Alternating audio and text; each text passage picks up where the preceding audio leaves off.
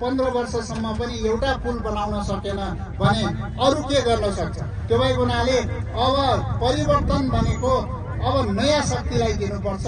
अब तपाईले मत परिवर्तन गर्नुस्, सके पार्टी पनि परिवर्तन हुन्छ। अब पार्टी परिवर्तन गर्ने उज्यालो नेपाल पार्टीमा संलग्न भएर यो देशलाई परिवर्तन गर्नको लागि मत परिवर्तन गर्नुस्, पार्टी परिवर्तन गर्नुस्, पार्टी र मत परिवर्तन गरेर यो देशलाई समृद्ध बनाउनको लागि अगाडि बढ्नुहोला भन्ने म हार्दिक अनुरोध गर्दछु।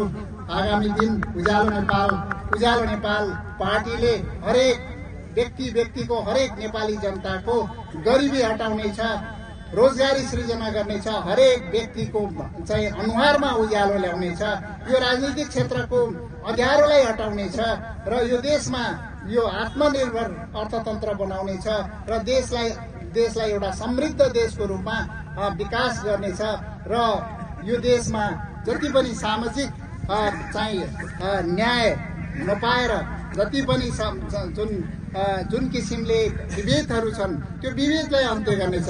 हाम्रा एकजना भाइ हुनुहुन्छ यहाँ चाहिँ श्रवण पासवानजी, जुन विभेदलाई अन्त्य गर्नको लागि यहाँ आउनु भएको छ। यस्ता चाहिँ व्यक्तित्वहरूलाई हामीले उठाउनेछौँ। उज्यालो नेपाल पार्टीले देशको समृद्धि मात्रै होइन, समाजका विभेदहरूलाई पनि हटाउनेछ। समाजमा उठेका विभेदहरू जति पनि विभेदले गर्दाखेरि, सामाजिक विभेदले गर्दाखेरि सामाजिक न्याय नपाएर बसेका ठाउँमा पनि हामी चाहिँ आवाज उठाउनेछौँ। त्यस्ता व्यक्तित्वहरूलाई हामीले चाहिँ समाजबाट माथि ल्याउनेछौँ, नेतृत्वमा पठाउनेछौँ र सही नेतृत्व भयो मात्रै यो देशको विकास हुनेछ।